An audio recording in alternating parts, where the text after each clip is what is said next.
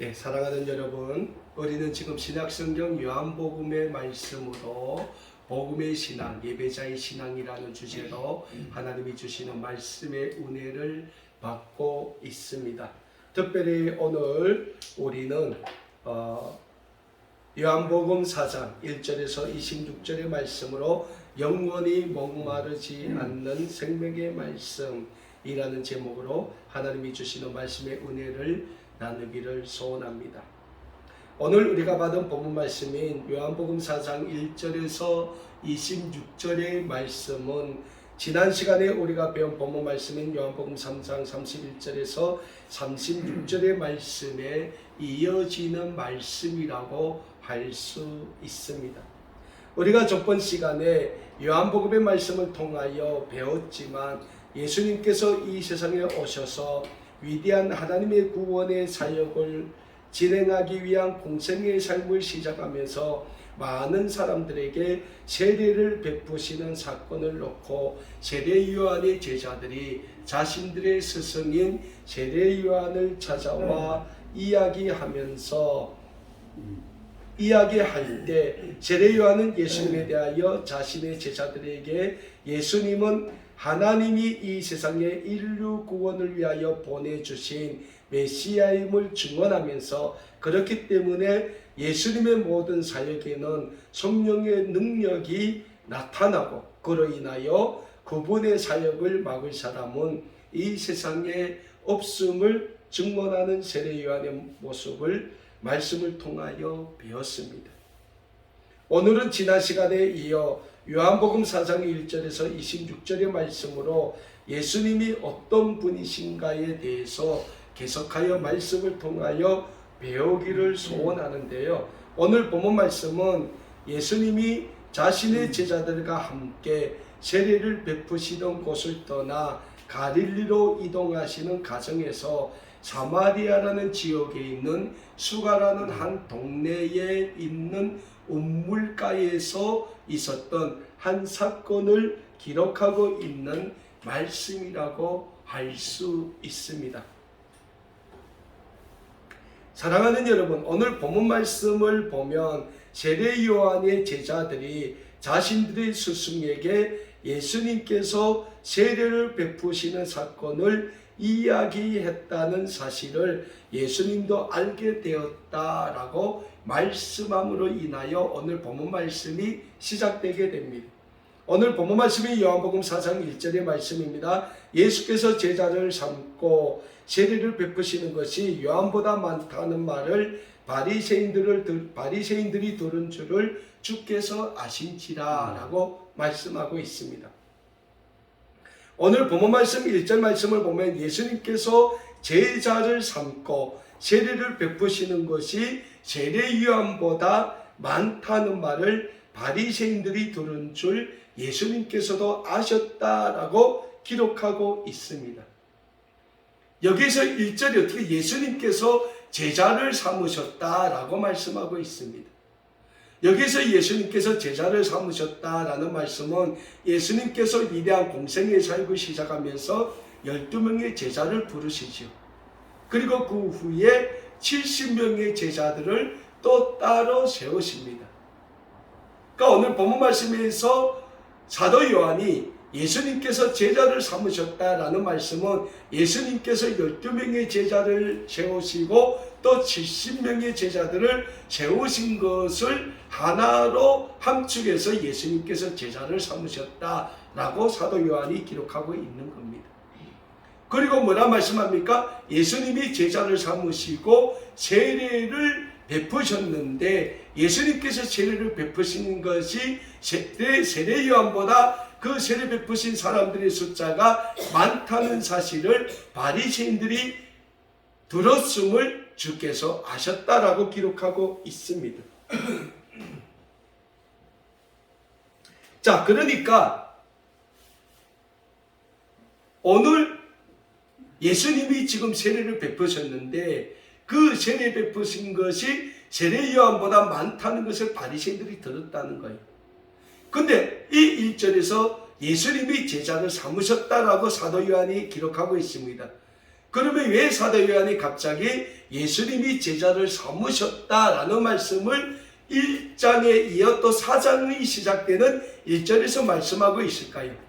그 말씀의 대답이 오늘 본문 2절 말씀에 있습니다. 오늘 본문 2절의 말씀입니다. 예수께서 친히 세례를 베푸신 것이 아니요 제자들이 베푼 것이라. 그러니까 예수님이 유대의 이 요단강과 가까운 베단이라는 곳에서 많은 사람들에게 세례를 베푸셨지 않습니까? 근데 그것이 예수님이 직접 세례를 베푸신 게 아니고 예수님의 제자들이 세례를 베푸셨다는 거예요.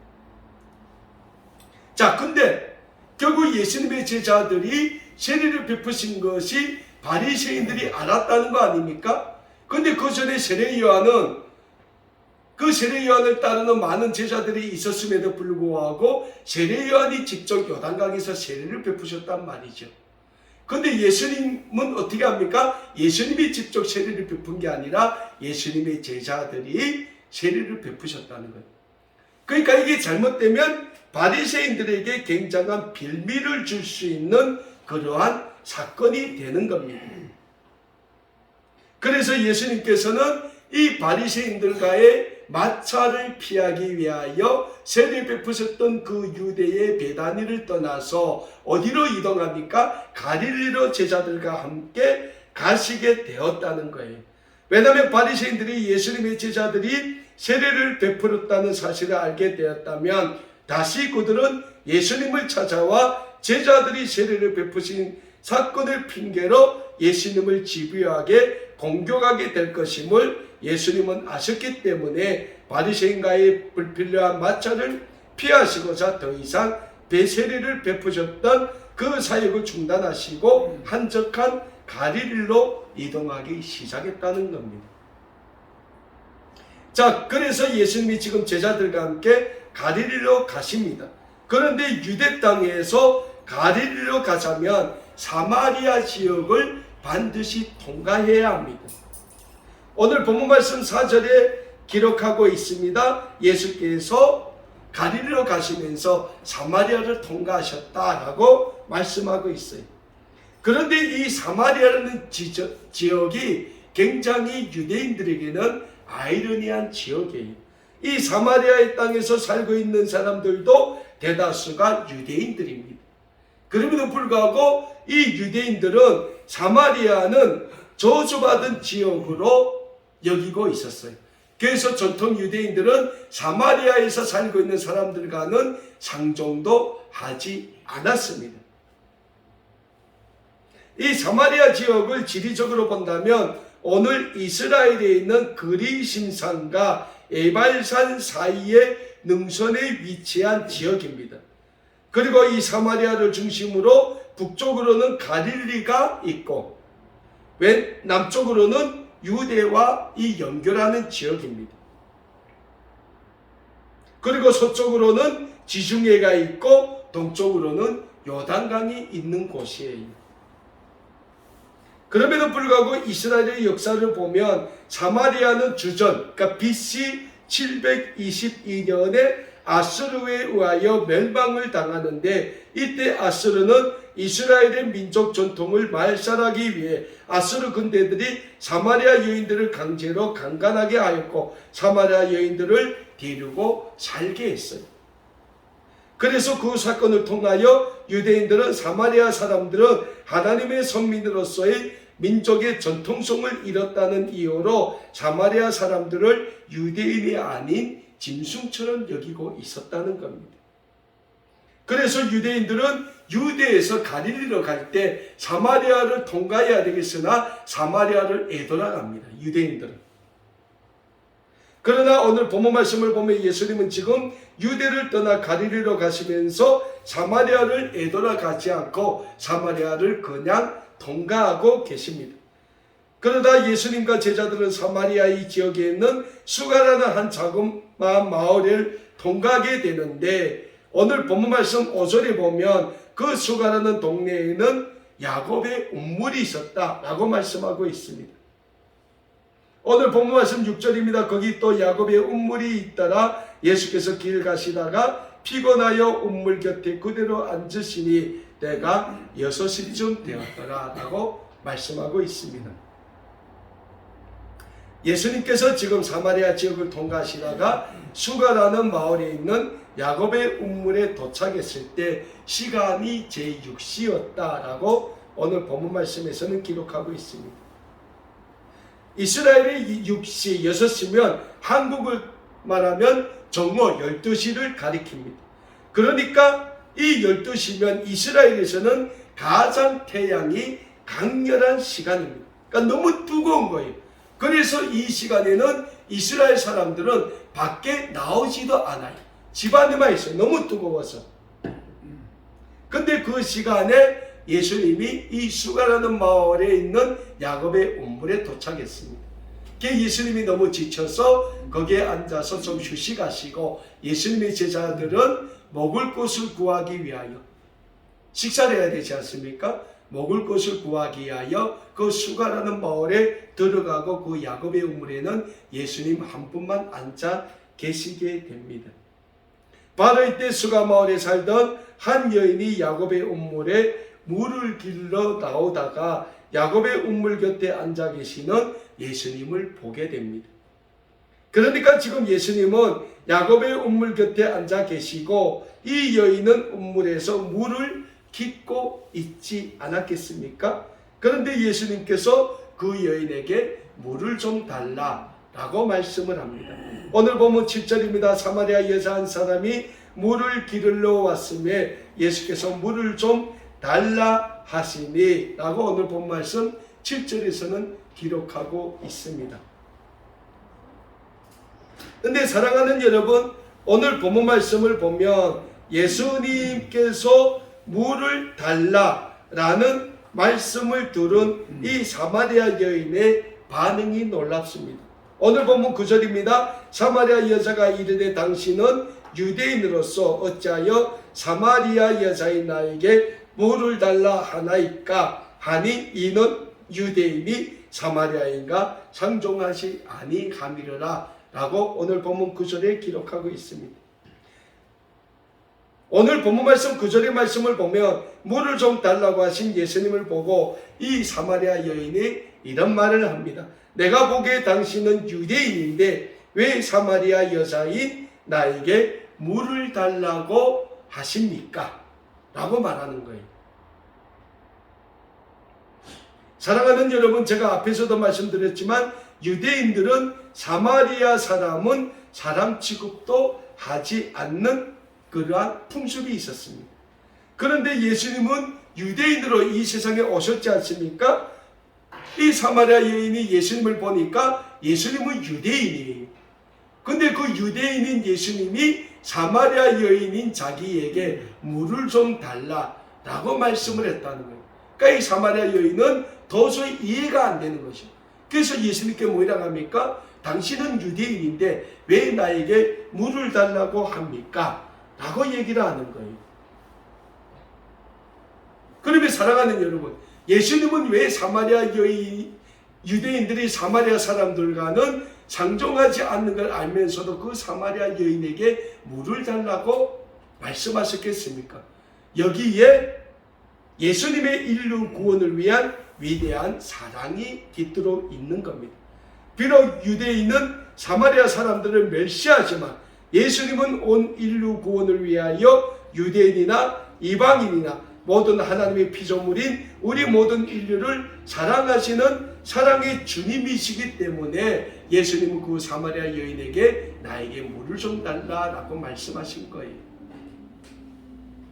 그래서 사도 바울도 우리에게 뭐라고 고백합니까? 하나님의 구원은 유대인이나 헬라인이나 이방인 모두에게 동일하다고 사도 바울도 우리에게 고백을 하지 않았습니까? 예수님의 사역이 그렇다는 거예요. 비록 유대인들은 사마리아 사람들과 상종도 하지 않았음에도 불구하고 예수님은 그 사마리아 사람들도 다 하나님의 구원을 받아야 되는 구원의 백성임을 알고 있었다는 거예요. 그래서 예수님은 사마리아 여인에게 나에게 물을 좀 달라라고 말씀을 하신 거예요. 그리고 그 예수님이 사마리아 여인에게 뭐라고 말씀합니까? 오늘 10절 말씀이죠. 예수께서 대답하여 이르시되 내가 만일 하나님의 선물과 또 내게 물 좀 달라는 이가 누구인 줄 알았더라면 내가 그에게 구하였을 것이요 그가 생수를 내게 주었을 것이다 라고 오늘 본문 말씀 10절에서 예수님은 사마리아 여인에게 말씀하고 있습니다. 예수님이 그 사마리아 여인에게 뭐라고 합니까? 이는 하나님의 선물이라는 거예요. 하나님의 선물이 뭡니까? 하나님의 선물은 예수 그리스도를 통한 온 인류의 구원이라는 거예요. 그리고 예수님이 하나님의 그 인류 구원을 위하여 이 세상에 구원이 주님으로 오셨지 않습니까? 그래서 예수님이 사마리아 여인에게 말씀하고 있습니다. 내가 만일 하나님의 선물과 또 내게 물을 달라는 이가 누구인 줄 내가 알았더라면 너는 구했을 것이요 나는 너에게 영원히 목마르지 않는 생수를 주었을 것이다 라고 말씀하고 있는 거예요. 이 사마리아 여인은 지금 예수님이 하나님이 온 인류 구원을 위하여 이 세상에 보내주신 예수 구원의 주님, 구원의 메시아라는 영적인 사실을 모르고 있었어요. 그냥 한 명의 유대인으로 보았다는 거예요. 근데 예수님은 그 여인에게 뭐라고 합니까? 내가 하나님의 선물과 또 내게 물 달라고 하는 이가 누구인 줄 내가 알았더라면 너는 구했을 것이요 그리고 나는 너에게 영원히 목마르지 않는 생수를 주었을 것이다. 예수님이 우리에게 주시는 생수가 무엇입니까? 영원히 없어지지 않는 하나님의 말씀이라는 거예요. 그 말씀 속에 뭐가 있습니까? 하나님의 우리 인류 구원을 위하여 우리에게 주시게 되는 영원한 삶, 영생의 삶에 있다는 거예요. 그래서 예수님이 그 사마리아 여인에게 뭐라 합니까? 영원히 목마르지 않는 생수를 내게 주겠다고 말씀을 하는 거예요. 근데 조건부가 있어요. 네가 나를 하나님의 구원의 메시아, 구원의 주님으로 알 때 나는 내가 구하는 영원히 목마르지 않는 생수를 너에게 주겠다는 거예요.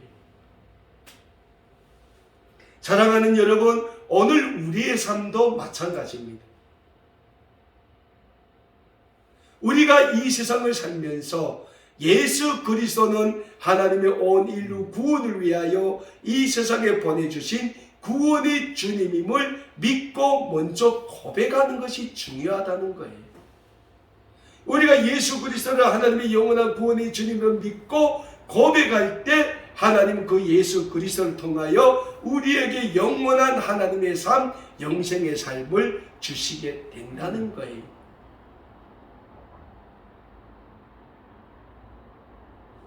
그리고 예수님께서 지금 사마리아 여인에게 그러한 하나님의 구원의 삶에 대하여 말씀하고 있는 겁니다.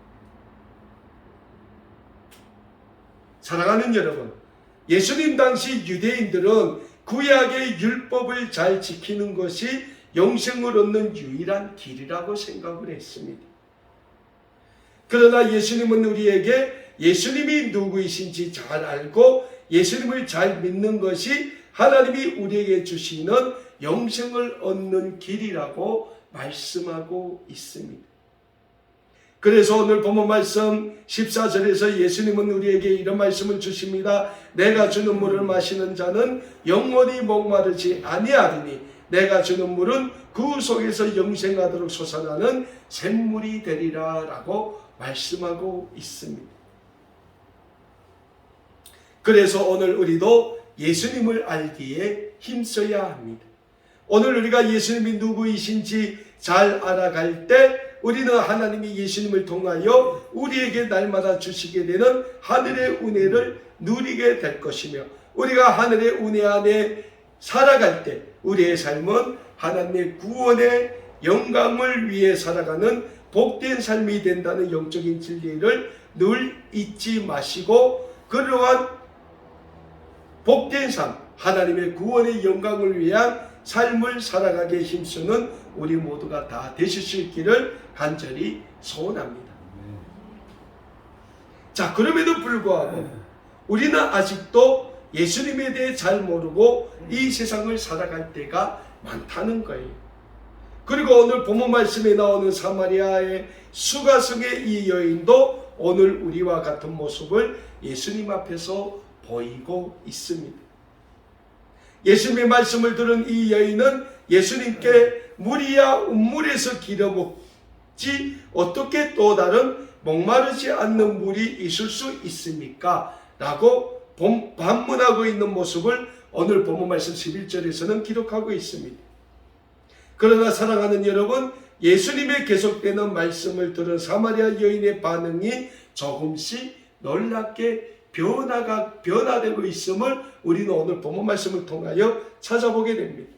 오늘 본문 11절에서 물이야 운물에서 길러야 한다는 반응을 보인 사마리아 여인이 14절에서 예수님의 말씀을 들은 후 15절에서 이렇게 바뀌게 됩니다. 오늘 본문 15절입니다. 여자가 이르되 주여 그런 물을 내게 주사 목마르지도 않고 또 여기 물 길러 오지 않게 하옵소서. 여기에 물을 길러 오지 않게 하여 주십시오라고 예수님께 말씀하고 있습니다. 사랑하는 여러분, 예수님은 영원히 목마르지 않는 생수를 주시는 분이심을 알게 된 이 사마리아 여인은 즉각적으로 예수님께 반응합니다. 그런 물이 있으면 내게도 주십시오. 근데 그 앞에 뭐라고 붙입니까? 주여라고 합니다. 주님, 그렇게 목마르지 않는 염색하는 샘물이 있으면 내게도 주십시오. 그래서 내가 이 따가운 태양이 강렬한 이 시간에 사마리아 마을, 이 수가 마을에 있는 다른 사람들의 눈치를 보지 않고 여기에 물 기르게 오지 않게 하십시오 라고 말씀하고 있는 거예요. 자, 그럴 때 예수님이 이 여인에게 뭐라고 말씀하십니까? 가서 내 남편을 데려오라. 자, 예수님은 이 수가성 이 여인의 가장 큰 아킬레스건을 건드립니다. 왜 그럴까요?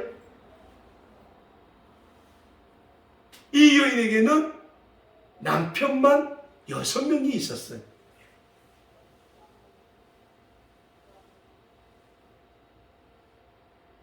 그걸 예수님이 알고 이 여인의 가장 큰 약점을 가서 네 남편을 데려오라. 근데 이 여인이 뭐라 합니까? 저에게는 남편이 없습니다. 그리고 이 여인의 대답에 예수님은 이런 말씀을 하시죠. 맞다, 내게 남편이 없다. 지금까지 너에게는 5명의 남자가 있었고 지금 너와 살고 있는 남자도 너의 남편은 아니다 라고 말씀을 하십니다. 사랑하는 여러분, 지금까지 살면서 6명의 남자와 동거했던 이 사마리아 여인의 삶은 이 세상의 관점에서 보면 너무나도 도덕적으로 방탕하고 문란한 삶이었다고 말씀드릴 수 있습니다. 그리고 그런 삶을 살았던 이 여인은 수가라는 마을에서도 사람들의 비난과 손가락질을 받으며 살아왔을 겁니다. 그래서 그 여인은 운물에 물을 길러 나오는 시간도 다른 사람들은 너무 태양이 뜨거워 집에서 나오길 꺼려하는 정오의 시간이만 운물을 기르러 이 야곱의 운물가에 나왔던 것입니다. 그런데 더 놀라운 사실은 이 사마리아 여인에게 6명의 남자가 있었다는 사실을 예수님께서는 이미 알고 계셨다는 사실입니다. 그래서 예수님이 그 여인에게 말합니다. 내 말이 맞다. 너에게 5명의 남자가 있었고 지금 너와 함께 살고 있는 남자도 내 남편이 아니다 라고 말씀을 하시는 겁니다. 그리고 예수님의 이 말씀을 들은 그 사마리아의 수가성 여인이 예수님께 뭐라고 대답합니까? 내가 보니 당신은 선지자입니다 라고 말씀하는 거예요. 왜? 이 여인은 구약의 율법의 메인 여인이에요. 그래서 구약의 선지자들처럼 예수님도 선지자로 생각했던 거예요. 왜? 그 누구도 몰랐던, 자기에게 전에 5명의 남자가 있었고 지금 사는 남자도 자기 남편이 아니라는 걸 예수님이 정확하게 알고 그 예수님이 말씀하시는 걸 보고 이 여인이 놀랐던 거예요. 그래서 예수님에게 뭐라 합니까? 내가 보니 선지자입니다. 그러면서 여인이 자기가 늘 안고 있던 영적인 질문을 예수님께 합니다. 그 질문이 뭡니까? 우리는 이곳에서 예배하는데 유대인들은 예배할 것이 예루살렘에 있다고 합니다. 라는 질문을 합니다. 그러니까 이 여인의 질문이 무슨 질문입니까? 우리가 정말 예배해야 할 것이 어디입니까? 라는 질문이에요. 왜? 이 여인은 자기의 삶이 너무나도 비참하고 남에게 막 손가락질 받고 그런 삶이지 않습니까? 그래서 이 여인은 자신이 안고 있는 그 영적인 질문에 대하여 늘 대답을 찾았던 거예요. 근데 사마리아 사람들은 어디서 예배드립니까? 그 사마리아에 있는 그림심산에서 예배드렸다는 거예요. 근데 유대인들은 진정으로 예배할 것은 예루살렘 성전에서 예배해야 된다는 거예요. 사랑하는 여러분, 오늘 우리의 삶도 이 사마리아 여인처럼 육체적인 삶에서 영적인 삶으로 조금씩 바꿔가야 합니다. 왜? 이 여인이 예수님을 만나자 그 육체적인 질문, 자기의 육적인 그 만족을 위한 질문에서 그 질문이 영적인 질문으로 바뀌어지지 않습니까? 그리고 우리가 다음 시간에 말씀을 통하여 배우겠지만은 그 여인에게 예수님이 어떤 말씀을 합니까? 아버지께 예배 드릴 것은 사마리아도 아니고 예루살렘도 아니라고 말씀하십니다. 우리가 참되게 아버지께 예배 드릴 때가 온다는 거예요. 그러면서 예수님이 그 여인에게 뭐라고 합니까? 하나님께 예배 드릴 때는 영과 진리로 우리가 예배 드려야 된다. 영과 진리로 예배 드려야 된다는 거예요. 오늘 우리가 이 세상의 삶을 삽니다. 이 세상의 삶이 우리에게 그렇게 쉬운 삶이 아니에요. 그래서 우리는 이 세상을 살아가면서 이 사마리아의 수가성의 여인처럼 늘 우리의 마음속에는 갈등과 고민과 어려움이 있는 거예요. 근데 중요한 것은 우리의 삶 속에서 우리가 늘 닥치게 되는 그 어려움, 갈등, 고민, 이걸 우리는 하나님 앞에 내어놓고 우리가 겪게 되는 그 어려움과 갈등과 고민에 대한 답을 찾아야 되겠는데 우리는 늘 우리가 살고 있는 이 세상에서 그 답을 찾고 산다는 거예요. 이 사마리아의 수가 속에서 살고 있던 이 여인도 마찬가지였어요. 늘 본인이 안고 있던 그 영적인 갈등, 그 삶의 질문, 고민을 본인이 안고 있었다는 거예요. 그 얼마나 힘들었겠어요. 근데 그 여인이 예수님을 만났습니다. 그리고 예수님과 대하는 과정에 예수님께 자기가 안고 있는 영적인 갈등, 삶의 고민을 다 내어놓게 돼요. 우리 삶이 그런 삶이 되어야 된다는 거예요. 이 세상에서 안고 있는 모든 갈등과 고민, 그 모든 해결책을 예수님께 내어놓고 우리는 예수님이 주시는 해답을 찾아야 된다고요. 예수님이 그 모든 고민과 갈등을 풀어주기를 우리는 강구해야 된다는 거예요. 그럴 때 예수님은 우리의 삶에 있는 그 모든 고민과 갈등을 해결해 주시게 되는 겁니다. 그리고 예수님이 우리의 삶의 고민과 갈등을 해결해 주실 때 우리의 삶은 점점 하나님이 원하시는 하나님 나라의 삶으로 이어지게 된다는 거예요. 사랑하는 여러분, 이 세상에서 삶이 어려워요. 근데 어렵다고 우리의 삶을 그냥 이 세상에 맡기면 안 됩니다. 전능하신 하나님께 내어놓기에 힘써야 합니다. 그럴 때 하나님은 우리의 삶을 하나님의 구원의 영광을 위한 아름다운 삶으로 한 걸음씩 한 걸음씩 인도해 주시게 된다는 거예요. 그리고 우리가 하나님께 우리의 모든 삶에 내어놓을 때 하나님은 우리의 삶 가운데 하나님 나라를 향한 아름다운 소망을 주시게 됩니다. 그리고 그 하나님 나라를 소망하며 우리가 이 세상에서 하나님의 구원의 영광을 위하여 힘써 살아갈 때 하나님은 우리의 삶을 하나님이 원하시는 구원의 삶, 하나님이 축복해 주시는 아름다운 축복의 삶으로 인도해 주시게 되신 그 하나님의 아름다운 삶을 위하여 우리가 최선의 경주를 다해 가시는 우리 아름다운 꿈의 교회 모든 믿음의 가족 여러분들 다 되실 수 있기를 우리 주 예수 그리스도의 이름으로 간절히 소원합니다. 기도하겠습니다.